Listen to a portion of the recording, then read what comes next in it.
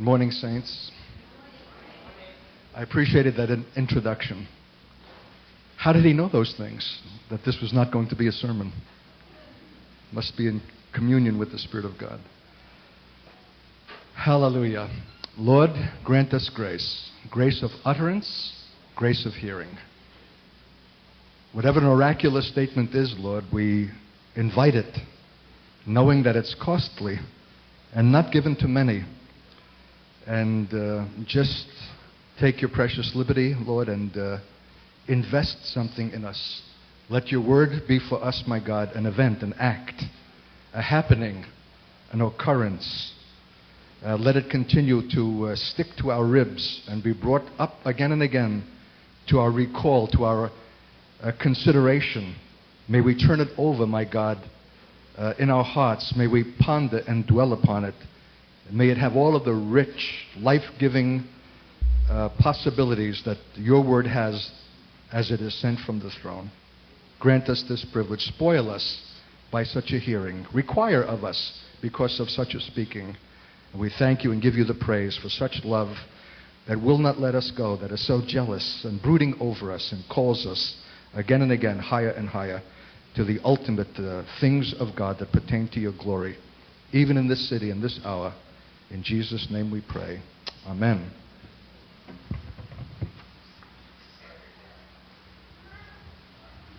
Well, bless the Lord. What's on my heart this morning is the root of apostolicity, the genius of that word. The word apostolic, I may have said something about it last time in passing. If you don't salivate, if you don't drool, something is amiss. This word needs to be restored to its original pristine meaning, or else we have had it, or else we condemn ourselves to being merely charismatic, and God's jealousy over you is for much more than that. So the Greek word apostolos means sent, and that's the word that the scriptures use for Moses in the Old Testament, because the anatomy of this, the nub of it, the genius of it, is consistent and the same throughout all the dispensations of God. Moses was apostolic. The word is not used, it's a Greek word. But everything that he was, and the whole origin and his sending, his calling, lays bare the heart of what it means to be sent, what it means to be apostolic, whether it's an individual or a fellowship. And that's what we want to examine in the limited time that we have this morning. There's a wonderful reference to this in Acts 7, where Stephen, in the address that cost him his life, refers to this Moses, who in verse 25, he supposed his brethren would have understood how that God by his hand would deliver them, but they understood not. So evidently one of the components of being apostolic is a certain dimension of rejection, even from those whom you're called to deliver. It's part of the paradox of the faith, and one that we need to expect and to bear. Am I too fancy already? Are you guys having trouble? Are you knitting your brows? Is my English too English? I want to put you at ease and to say, don't panic. That you're not expected to understand this message in its entirety in the first hearing. We have the great advantage of tapes, because this is going to be loaded, it's going to be rich, it's going to be compact and full. It deserves an entire seminar, not just a Sunday morning preachment.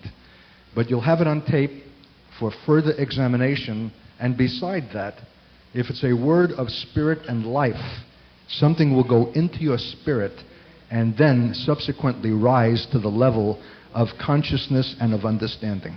So don't panic, don't tighten up, because when you tighten up, then you block the whole flow of the Spirit. So take what you can get and have confidence that if it's a word sent by God, the future will reveal it. In fact, I'm often saying, put this message on the shelf and wait for a later time when it will become current and more meaningful. So the next day he showed himself unto them as they strove, and would have set them at one again, saying, Sirs, you are brethren, why do you wrong one to another? But he that did his neighbor wrong thrust him away, saying, Who made thee a ruler and a judge over us? And just to leap to verse 30, and when 40 years were expired, there appeared to him in the wilderness of Mount Sinai an angel of the Lord in a flame of fire in a bush. When Moses saw it, he wondered at the sight. And as he drew near to behold it, the voice of the Lord came unto him, saying, I am the God of thy fathers, the God of Abraham, the God of Isaac, the God of Jacob. Then Moses trembled and durst not behold. Then said the Lord to him, Put off thy shoes from thy feet, for the place where thou standest is holy ground. I have seen the affliction of my people, which is in Egypt, or New York City, or Asia, or the world over. And I have heard their groaning, and am come down to deliver them. And now come, I will send thee into Egypt. Then Moses, whom they refused, saying, Who made thee a ruler and a judge? The same did God send. You underline every time you see the word send.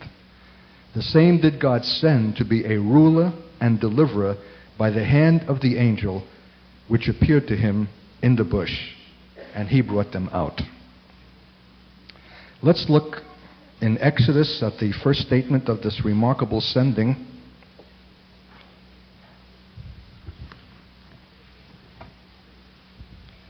The heart of which is the encounter with the God of the burning bush. A revelation of God in a form other than the way Moses knew, understood, or anticipated him. Will not be sent except we can communicate in going something of the sense of God as he in fact is. Not what we think him to be. Not the little patsy that we have made him in our image to do our bidding, but God as he awesomely is and demands to be made known. There'll be no bringing out of Egypt. There'll be no deliverance out of bondage, except those who can come to men out of the presence of God and communicate that God as he has chosen to reveal himself, the God of the consuming fire in the bush that burns but is not consumed. Now we need to note where that bush is located, because it's in the same place still. It's on the Mount of God, on the backside of the desert. And I want to say that you're disqualified from this encounter with God and the sending that comes from the meeting of him there if you're not to be found in that place. And you guys are right now at a perilous crossroad because of your success. That you'll receive invitations, and they are already coming, to draw you to the front side, to the side where prestige and esteem and honor of men and acknowledgement by men, even religious men, is to be found. It's very seductive, it's very powerful, and unless you're alerted, and I think that's part of the purpose that God is speaking today, you'll find yourself invariably drawn to the wrong side where the Mount of God is not to be found. That's not to say that those who labor there and have their ministries there are somehow opposed to God. It's just that they're operating from another place and another level. But I am jealous, and God is jealous for the place to which he has called you. Because except you're sent from that place, there'll be no deliverance for those who are presently in Egypt and who are building treasure cities out of brick, made without straw, and are every day under the bondage of a taskmaster who cracks his whip, but of such a kind that they do not even know that they are enslaved. I'm talking about the countless millions who labor, who sweat, who strive, who are on the subways, going to schools, seeking careers, wanting to make it, don't even know that they're working for a pitiless Pharaoh who has no redemptive intention for them but to chew them up and to spit them out as merchandise.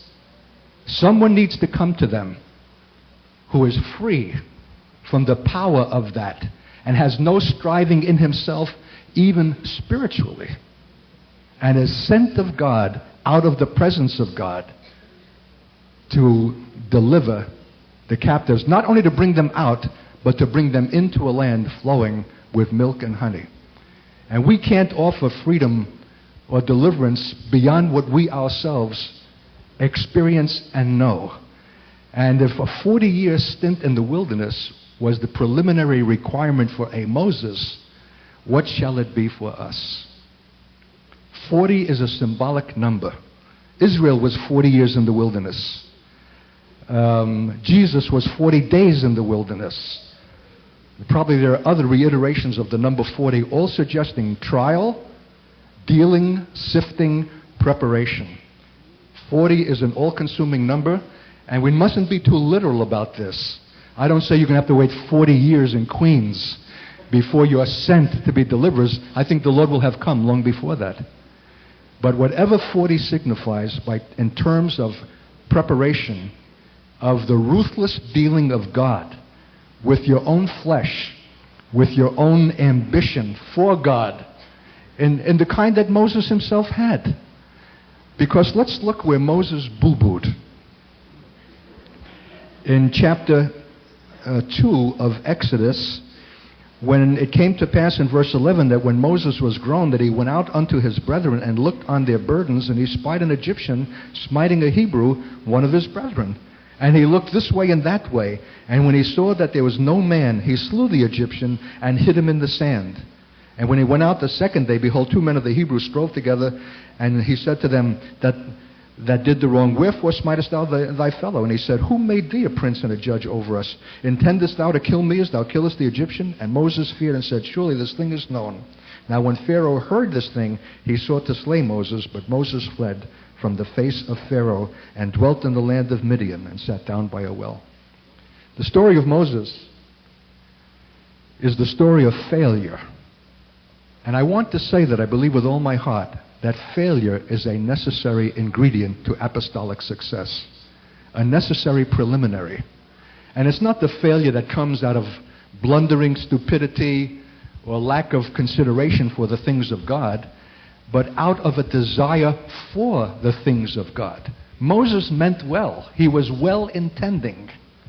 But what he didn't understand is that though he had superb Jewish credentials, being a Levite and a favored child and gifted, and though he was raised as a prince of Egypt and had the best of both worlds, both Judaic and Egyptian, which was the preeminent civilization of his time, neither of these things were apostolic qualifications.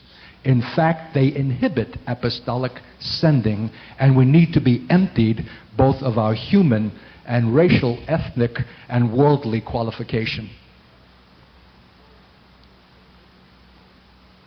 That's a painful emptying, and it can only be performed on the backside of the desert. What a grubby place. What a mean and inhospitable place. What a thing that offers nothing voluptuous to our eyes to see or to enjoy. It is barren. But Moses was faithful in that place to tend the flock of God on the backside of the desert. And I somehow think, however unappetizing to the eye, and however lustrous the front side is, and beguiling and inviting, that the nutriment that comes from those barren patches where the shepherd of God will lead his flock has more to do with preparing God's people for the last days' eventualities than the glib, facile, cheap, and glitzy stuff that is to be found on the front side of the religious dimension. You see the way I have to talk? It's all symbolic. It's all charged. It's all loaded. Because if I would take any one of these statements and expand them, it would occupy the balance of the hour. You have to intuit a prophetic statement. You have to apprehend by your spirit what God is saying. You have to know that nothing has changed, that the elements are timeless and eternal, that faced Moses and face us. And we have a choice. We're not required, it's not obligatory that we find ourselves on the backside of the desert. It's a choice and a preference. And it's not one that young men would eagerly make. You need to pray for your pastor. You need to pray for your leaders. For every force and every power wants to seduce and wants to draw them to the place of acknowledgement and the honor of men and being one of the boys for the success of this remarkable movement that has developed in New York. It's going to take heroic constraint and restraint to keep yourself from that seduction and to keep on the backside of the desert, obscure, unknown, unseen, unheralded, and unpromoted, if you're going to find and be found by the God who called Moses and seeks to call you. For except there be a calling, there's not a sending. And except that we be sent, what are we and what have we and what power and what authority? It's interesting that when the sending comes on the holy ground of consecration, take off your shoes, for the ground upon which you stand is holy, not because it's at Sinai, but because it's the place of the revelation of God as He is and as the God who sends, who Himself is the high priest and the apostle of our confession. And because the consecration and the dedication that is being made there is to the uttermost. For when Moses heard his name being called, Moses, Moses, he answered in a truly apostolic way. He said, Hineni, Hebrew for, here am I. How many of us have said that to God? Lock, stock, and barrel. No strings attached, no questions, no, well, what is this going to mean if I go? Or what is it going to mean if I go to Minnesota? Or what's the weather there like? And what assurance do I have? And what security? And the only thing you know is you're being called by name, by the God who sends, and no other detail is required, and if you're truly apostolic, needs to be asked. You don't need to know in advance, because the God who calls you says, I will be with you. I didn't make that up. It's in the text. Verses 11 and 12 are enormously significant. The whole text is enormously significant. How come you're compressing me to finish on time? Verse 10, come now therefore, and I will send thee unto Pharaoh. Notice where Moses is being sent. Not to a peripheral Egyptian of the kind that he picked off before and left laying in the sand. He's going now to where the action really is. Dum, da-dum, dum. I will send you to the Pharaoh. I'll send you right to the headquarters of Satan himself. I'll send you right into the pit and the grit of the powers of very darkness that have held men enslaved in bondage since time immemorial. No more playing around at the periphery. No more touching the secondary issues. I'm sending you to the heart of the matter. It's time, saints, for the powers of darkness to say, Jesus I know and Paul I know. And the new, what are you, the new life fellowship? Who? See, we can be drawn off not only to acceptance by men because of the wonderful thing that we exhibit, we can also be drawn off to causes. We can also be drawn off to do good things. And there's a multitude of good things that need to be done and needs that need to be touched and ethnic groups that need to be met. But ascending is to the heart of the matter and not to the secondary causes. In fact, God does not allow Moses to move on the basis of the distress of the people Israel. I have heard their cries. I have seen their affliction, not you. You don't go on the basis of your schmaltzy sentiment. You don't go because of your identification with your people as a Jew. You go for one reason only, because I have sent you. I spent 2 years at a seminary, and I saw all the bleeding hearts, all the upper middle class students whose hearts were so grieved for the conditions in Latin America and poverty, and they were just shredded by this cause and that cause. They were just coming apart at the seams and blubber and profuse tears until they were worth nothing. Listen, dear saints, the ultimate trap of the last days is to draw us off to act in response to need. What's wrong with that, Art? What's wrong with that is that the good thing keeps you from the perfect. And there are needs everywhere, and to which of them shall you attend? That's the difference between went and sent. You see, shouldn't we be doing something? All those needs out there, crying out for attention, shouldn't we be doing something? Because we're guilt-ridden, or our consciences bother us, and we should be doing something, is one of the most powerful temptations that will distract you from the perfect will of God, except that itch to do, and to be seen doing, and to be recognized for doing, has been burned out and has died out in 40 years in the wilderness place. There wasn't much left of Moses by the time that God appeared to him in the burning bush. You say, how do you know that, Art? Because when God calls Moses, Moses says, who am I that you should send me? You want to know what the qualification is for apostolic sending? That. Who am I that you should send me? Well, what happened to all of your Jewish credentials? What happened to your pedigree? A Levite and a Hebrew of the Hebrews and a Jew of the Jews. One saved out of the river. What happened to your Egyptian training in all of the art and science and philosophy and the accomplishment of Egypt? Zilch. It counts for nothing. Who am I? And you know what? God doesn't argue with him and say, now don't take that negative attitude. You've got wonderful qualifications. He agrees with him. Because I want to say this, saints, however impressive our human and religious qualifications is, none of them are equal to the task to which we are being sent. Who is sufficient for these things? New York City? The Babylon? The heart of Antichrist spirit that makes merchandise of men? And you're going to deliver the captives and bring them out and into a land flowing with milk and honey? Who is sufficient for these things except the God who will be with you? That's what makes apostolic apostolic.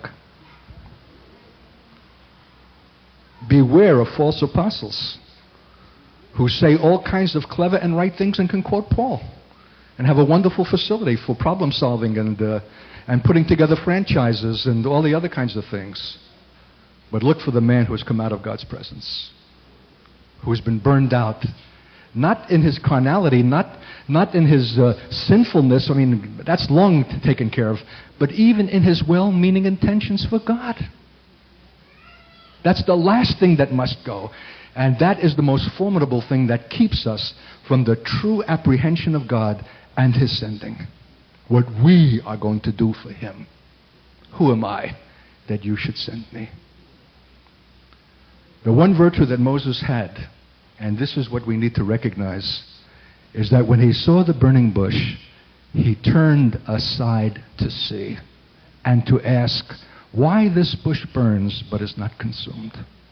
And when God saw that he turned aside to see, he spoke to him out of the midst of the bush and said, Moses, Moses.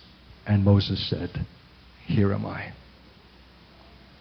This was the critical point, and I ask you to ponder that. Why did God wait to see if Moses would turn aside to see the bush? And I want to say that turning aside is not just a little act of curiosity. It's a deep apostolic jealousy for truth, for ultimate meaning, no matter what its cost or what the pain is required to obtain it. Our generation is a bunch of superficial flakies that have not examined the burning bush of its own time. We have not even examined why we have hurricanes and devastating riots in Los Angeles or Oakland, California going up like a torch, and various other calamities and geophysical and social disturbances, as if somehow they are accidents. Where's God? What is the causal connection between the increasing calamities that are afflicting mankind, from droughts to floods to fires to social unrest, and His will and purpose in being the God of those disturbances? Who sees in that way? Who sees a causal connection? Who understands that they are preliminary judgments to turn the attention of mankind to a God whom people will not seek, will not turn aside to see, will go on with their humdrum certainties, even religiously, while the world is increasingly burning? How many of us have examined the Holocaust of half a century ago? 6 million art Katzes systematically annihilated and sent up through smokestacks and gas ovens, not by a savage and brutal and uncivilized people, but by the most eminently civilized people on the face of the earth, the Germans. The land of Goethe, Schiller, Fichte, Hegel, Nietzsche, Schopenhauer, Brahms, Beethoven, and Wagner was the land that systematically annihilated the people of the covenant. Of course, they've paid reparations since, or Israel would never have gotten off the ground. But does that take care of it in God's sight? How many have leaped into the grave with the bones and wrestled with them and have asked the question, why? I want to say I'm saved today because of that question. Because I was a Jewish kid growing up in Brooklyn when the statistics began to become known of the systematic annihilation of my people, and like most modern Jews, I admired German civilization. In fact, we Jews admired it so much, we made it a substitute for the Messiah himself. And the prototype of what we thought the Messianic age would be, if all the world could be as eminently civilized and as ethical and as moral and as philosophical and as cultured as Germany. Then the Lord lowered the boom. Or was it the Lord? Or was it just a madman by the name of Hitler? Or was it an aberration, a historic moment that of the things that just went gaflooey? Or is there a deeper meaning, a significance, something to be understood that we have overlooked because we have no stomach to look into burning things? I don't understand this, saints, but I know it is an apostolic distinctive that God waits for people who will turn aside to see. And it's only a lowly bush that burns, and you're liable to pass it by because it's so ordinary. But you know what I want to tell you this morning? That in the ordinary bush circumstances of your very own life, in your failed marriages, in the kids that have gone wrong, in the broken conditions of our life, in the things that we don't want to consider and just go on and pass them by, there's a God waiting there to be met. And if you guys have any distinctive that justifies my being here and our having a relationship, it's your love for truth and not wanting to gild something over or whitewash it with a brush. But in all of the mix that is represented in this fellowship, and all of the racial, ethnic thing that everywhere else in the world is falling on each other's necks with violence unto bloodshed and death, there's an opportunity here to dig in, to examine, to see, to understand the root, the grit, the meaning of things. That somehow when God sees those that will turn aside. You know what the rabbis say about this, and I don't often quote them? Once in a while, they say something good. I like this. They said, the thing that God saw that allowed him to call Moses to an apostolic commission was that when a man turns aside to see something of an unusual kind that has fearful implications once you begin to examine it, there's no assurance you'll ever turn back again to where you were before. All of your charismatic understanding might go up like a puff. All that you thought God was and what you understood about the church and how we ought to proceed will never again be seen that way. There's something in that radical wrench of turning out of the orbit of the conventional and even correct ways that we have seen things that waits to be seen afresh in the fire of God that will forever change you. Are you willing for that? The world is dying, saints. Can you understand it? Dying because of its superficiality. Dying because of its unexamined life. Dying because it doesn't ask ultimate questions about life and its meaning. It's content to plod along and to go on from day to day to feed the gut and to have their sex experience and to make the payments on the car and perish. The world is living in a lie. No one is bothering to inform mankind that there's an issue of eternity waiting to be decided in this life.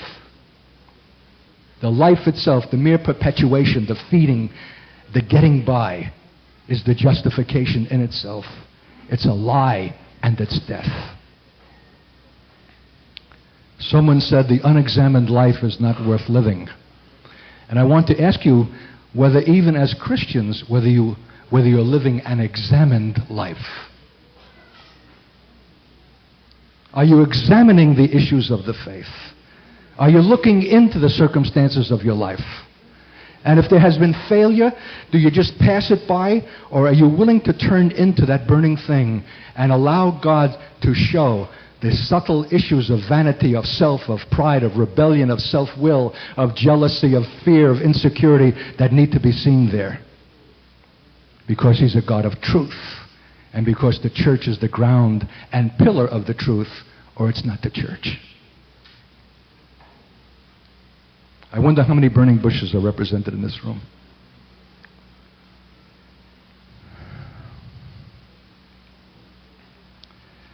Homely little bushes that we would just as soon walk by and ignore. But there's a God waiting to be found there, and a revelation of Himself, and even a calling to us from that place alone that will not be obtained anywhere else. God is the fire in the midst of that bush. And we are escapists. And we don't want to consider painful and difficult things. But it's in those things and in the ordinary issues of our own life that God is and desires to be found.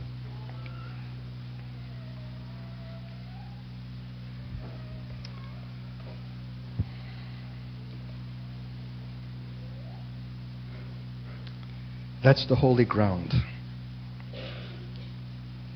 And we need to take off our shoes in that place and make contact with it. You know that the priests never wore shoes? For all of their elaborate garments and dress, they were barefooted. For a priest who will not make contact with terra firma, with the ground of reality, with things as they are, somehow is divorced and cut off from the things that are heavenly, eternal, lofty, pure. We've got to be willing to tread in those places. We've got to go back to the Holocaust. We've got to go back and examine the issues of our life and of our society and of our time and of our own personal situations and see them through and let God show us in those things what He will and face them. Or else we go on to superficiality and play acting and religionizing that disqualifies us from being apostolic. Moses was compelled by flight, having failed in his well-meaning intention to help his Jewish brethren, to find himself in the wilderness place. But you guys have a much tougher choice this morning. Not because you're compelled to be on the backside of the desert. In fact, there's all kinds of invitations increasingly coming that you should be found on the front side. as the wonderful example of cells and the success, that everybody wants to celebrate? Will you choose to be found on the backside? Will you choose obscurity? Will you choose to remain unknown, unheralded, and unsung? Will you give God his full 40-year opportunity to divest you of the subtlety of your own religious ambition and well-meaning intention to do for him? That there's nothing left but a man who will say, whatever I am and I'm not much, here am I. Who am I that you should send me?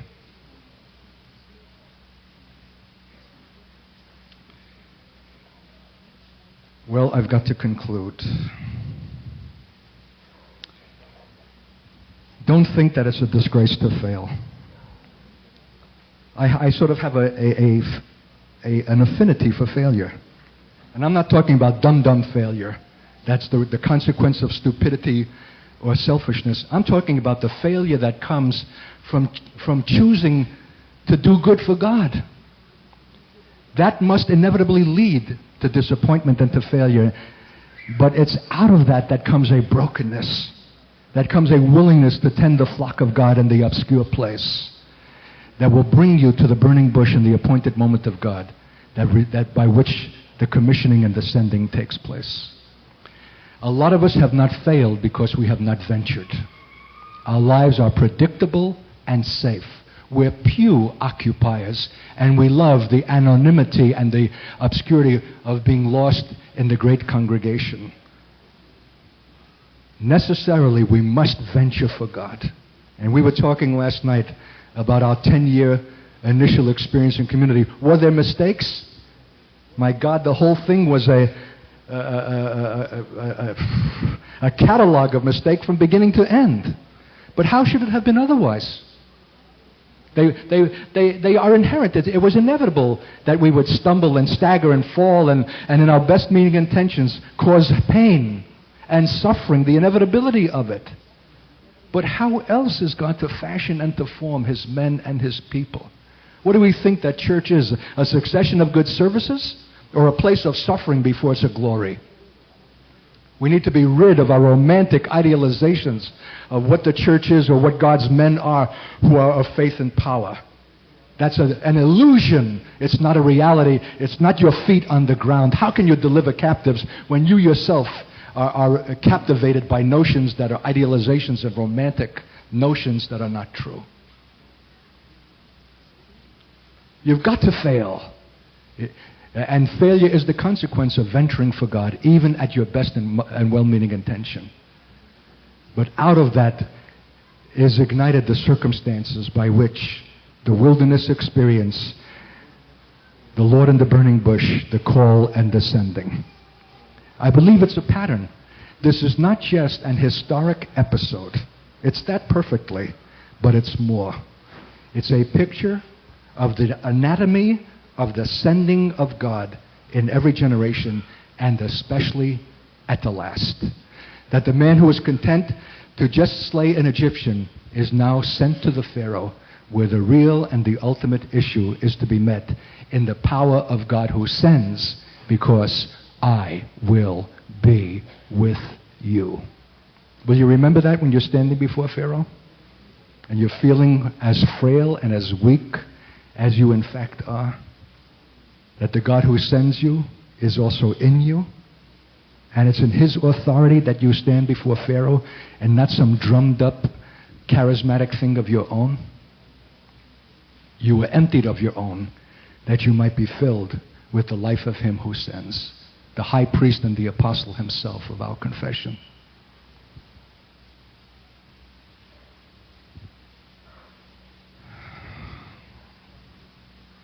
There's fire coming, saints, and it's coming on the earth already. The preliminary judgments of God to begin to turn the attention of men to a God whom they have not turned aside to see, and for which every sin and consequence of a broken mankind and a dying earth is the result. There needs to be someone coming to them out of the presence of God to explain and to give an understanding of what the fire means before it becomes not preliminary but final.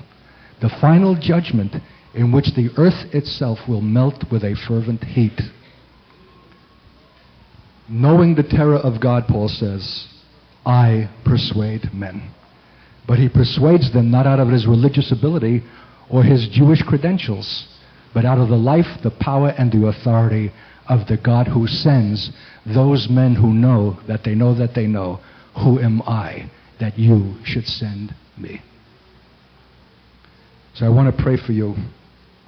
You're at a crossroad, dangerously close to being drawn into a place of public religious celebration for the success of what you represent.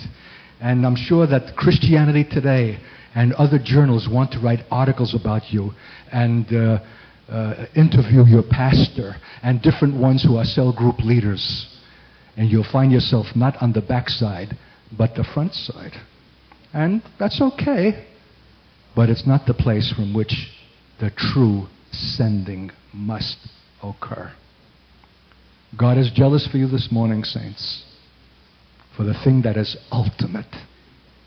Confront the Pharaoh in the authority and the power of the God